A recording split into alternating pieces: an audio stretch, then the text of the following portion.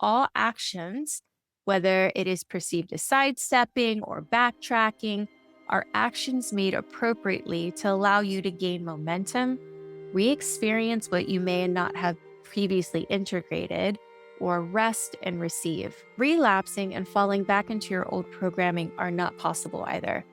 Once your eyes are open, they remain open. So you can choose not to let go of old patterns or behaviors that make it feel as though you're experiencing the world from the former ego.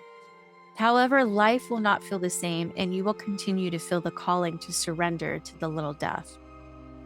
And as I mentioned, I have a personal experience in the liminal space. So this space followed mystical events of oneness and a spiritual awakening that followed numerous painful and traumatic events that came with feelings and stories of immense betrayal and abandonment, and that left me spinning in a space of victimhood. I had been creating a life from a pattern of behavior and perception of the world that was intergenerational and programmed. So as long as I continued to adopt the mindset, I would make choices that would support these sets of beliefs, cementing them further and further into reality until I was too far entrenched into this filter of perception to even be able to recognize that there are other realities and that these other realities are possible. So I had to learn the hard way, which isn't always the case for others, but it was for me. And the liminal space was a reprieve from the self-imposed torment I had been subjecting myself to for years.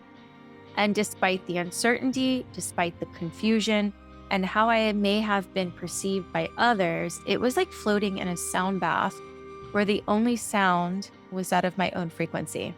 And so I chose to become attuned, to listen, to observe, and to steady myself in this space, to support my nervous system in finding a calm that it very rarely knew.